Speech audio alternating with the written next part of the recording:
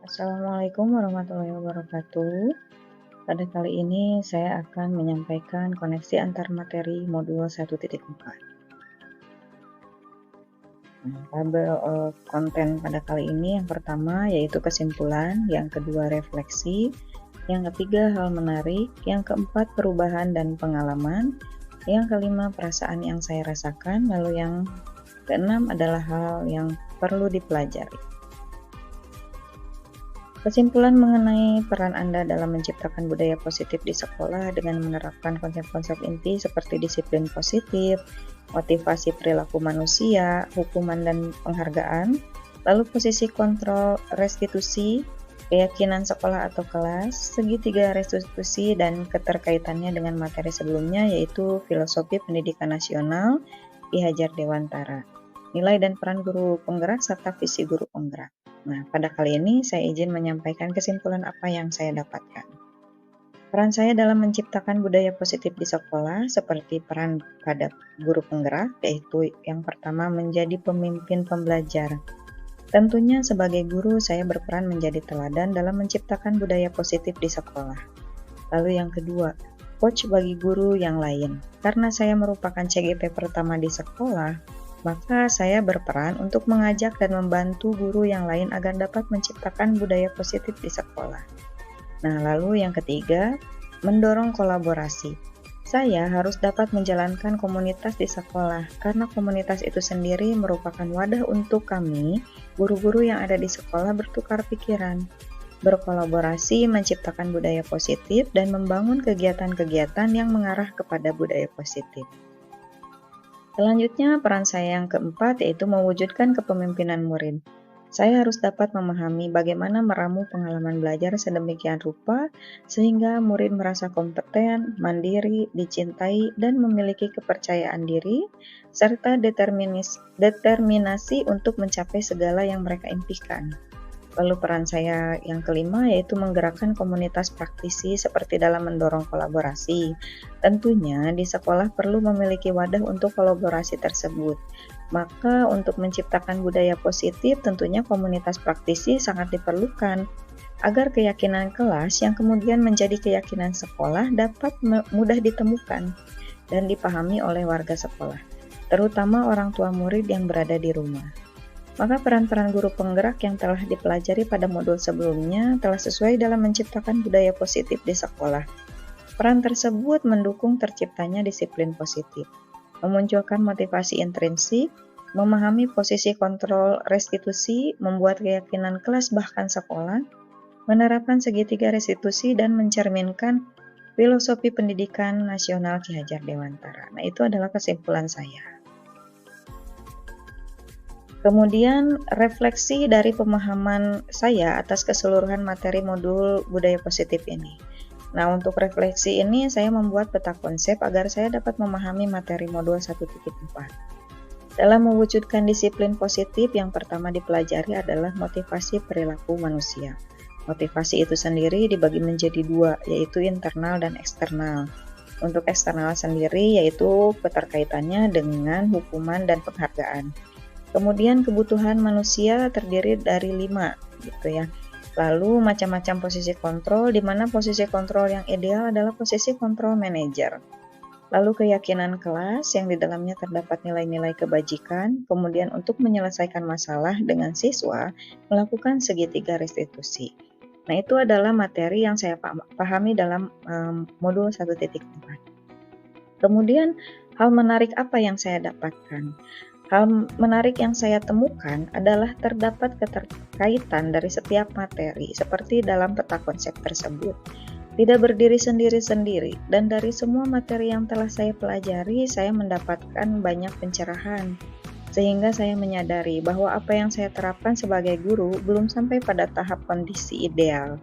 Lalu pada kebutuhan dasar manusia, sebelumnya saya berpikir kebutuhan dasar manusia itu hanya sebatas sandang, pangan, dan papan, yaitu makanan, pakaian, makanan, dan rumah. Namun ternyata kesenangan juga merupakan kebutuhan dasar manusia. Rasa diterima juga itu merupakan kebutuhan dasar manusia. Nah, itu adalah hal menarik yang saya dapatkan. Selanjutnya, perubahan yang terjadi. Perubahan yang terjadi pada diri saya adalah saya mulai membuat poster-poster nilai-nilai kebajikan bersama siswa, agar nilai-nilai kebajikan itu dapat dibaca, diterapkan, dan dilaksanakan, juga dijadikan pedoman keyakinan kelas oleh kita semua.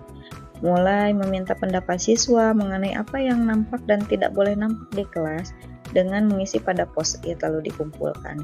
Lalu langkah selanjutnya membuat keyakinan kelas, kemudian lebih memahami kebutuhan dasar manusia yang juga dimiliki oleh setiap siswa dan berusaha untuk memenuhi kebutuhan itu dengan cara memahami mereka agar motivasi intrinsik dapat terwujud dengan kesadaran masing-masing. Lalu menerapkan segitiga restitusi ketika ada permasalahan yang terjadi, misalnya siswa datang terlambat atau jarang masuk sekolah tanpa pemberitahuan. Pengalaman yang pernah saya alami yaitu ketika mempelajari modul 1 ini adalah ketika menyelesaikan masalah. Seringkali sebagai guru kita menduga-duga, mengira-ngira bagaimana cara penyelesaiannya. Namun dengan adanya segitiga restitusi memudahkan saya dalam menyelesaikan masalah. Contohnya, kemarin itu ada siswa kelas 6 yang membawa rokok ke sekolah dan ada juga siswa kelas 4 yang selalu datang terlambat. Selain itu, untuk mengerjakan tugas segitiga restitusi pun dilaksanakan untuk menyelesaikan kedua masalah tersebut. Lalu ada juga siswa yang jarang masuk sekolah, dan saya melakukan segitiga restitusi juga kepada siswa tersebut dengan mengobrol santai agar siswa merasa nyaman ketika berbicara. Pengalaman yang lain adalah membagikan kuesioner kepada guru-guru tentang 5 kebutuhan dasar manusia. Lalu perasaan saya ketika mengalami pengalaman tersebut adalah menjadi lebih tenang, tidak mudah marah, karena tentunya setiap siswa memiliki alasan sendiri melakukan itu, dan mereka juga butuh didengarkan.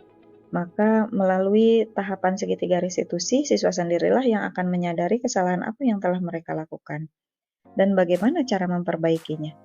Kemudian apa yang akan mereka lakukan ke depannya. Perasaan lain ketika membagikan kuesioner kepada guru-guru adalah bahagia, karena dapat berbagi pengetahuan yang membuat mereka mengenali diri sendiri juga. Guru-guru pun merasa bahagia karena mereka mendapatkan suatu hal yang baru dan bermanfaat untuk mereka. Apa saja yang sudah baik? Hal yang sudah baik adalah semangat belajar siswa dan semangat belajar guru-guru. Itu adalah suatu hal yang menarik karena selama ini saya berpikir guru-guru tidak mau menerima perubahan, ternyata salah. Dan guru-guru sangat bersemangat mengenai materi-materi baru yang saya dapatkan dari CGP ini. Lalu yang perlu diperbaiki adalah peraturan yang sudah dibuat, dimodifikasi menjadi keyakinan kelas dan sekolah, agar guru dan siswa tahu hal-hal yang nampak dan tidak boleh nampak terjadi di sekolah. Selanjutnya, sebelum mempelajari modul ini, posisi kontrol yang sering saya pakai adalah posisi kontrol sebagai teman. Perasaan saya saat itu memang lebih merasa dekat dengan siswa, namun mereka lebih mengandalkan kehadiran saya. Setelah saya mempelajari modul ini, posisi kontrol yang saya pakai adalah manajer. Perasaan yang saya rasakan adalah merasa tenang, karena mereka dapat memahami apa yang harus mereka lakukan tanpa ketergantungan. Jadi ada dan tidak ada saya, mereka tetap melakukan apa yang seharusnya mereka lakukan. Sebelum mempelajari modul ini, saya belum pernah menerapkan segitiga restitusi, karena ketika ada permasalahan, saya cenderung memakai posisi kontrol merasa bersalah. Lalu hal apa yang perlu dipelajari? Hal yang perlu dipelajari adalah mengenai sekolah ramah anak, karena sekolah ramah anak memiliki keterkaitan dengan disiplin positif di sekolah.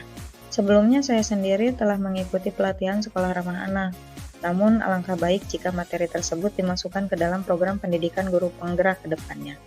Karena ternyata materi-materi yang ada di modul 1.4 ini itu sangat keterkaitan dengan sekolah ramah anak.